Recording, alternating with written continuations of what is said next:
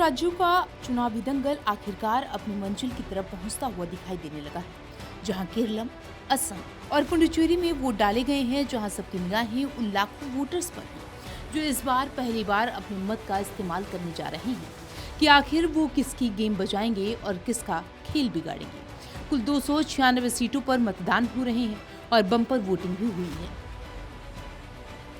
इन 3 राज्यों के चुनावी मैदान में सबकी नजरें केरलम, पुडुचेरी के अलावा असम पर भी जमी हुई हैं, जहां हेमंत हैट्रिक लगाने का दावा कर रही हैं, तो वहीं कांग्रेस सत्ता परिवर्तन की बात कर रही है। यानी कुल मिलाकर असम में बीजेपी और कांग्रेस दोनों का कड़ा इम्तिहान है।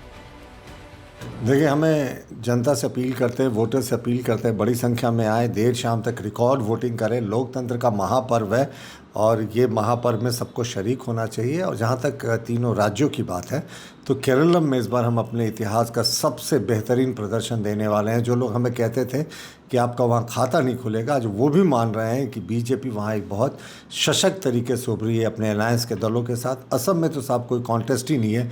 वो जो टीना फैक्टर हुआ करता था ना, देयर इज़ नो अल्टरनेटिव, तो देयर इज़ नो अल्टरनेटिव प्रधानमंत्री जी के विजन पे और हेमंत विश्व शर्मा जी के डिलीवरी मैकेनिज्म पे। असम में नो फाइट है।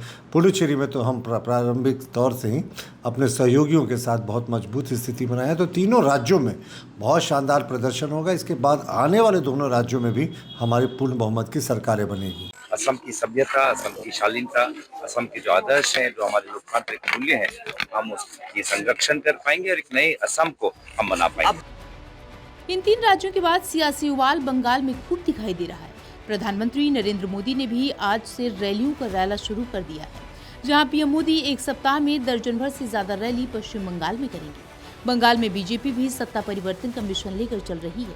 इसी कड़ी में अपनी हल्दिया की रैली में प्रधानमंत्री नरेंद्र मोदी ने हुंकार भरते हुए कहा कि भवानीपुर में भी ममता का हाल नंदीग्राम जैसा हो। टीएमसी ने भय फैलाया, सरकार और सरकारी सिस्टम को भय का माध्यम बनाया। आज बात बात पर लोगों को कोर्ट से न्याय मांगना पड़ता है।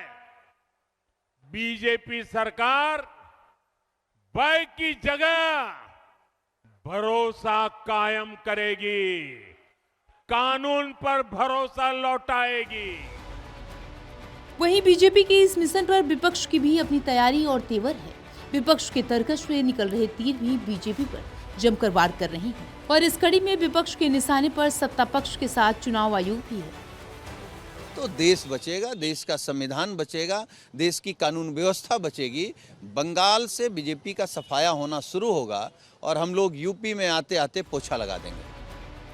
यानी इस पूरे सियासी संग्राम में सबसे बड़ा सवाल यही है कि चुनावी इम्तिहान में किस सूरमा का कौन सा दांव पास होगा और किसका दांव फेल होगा।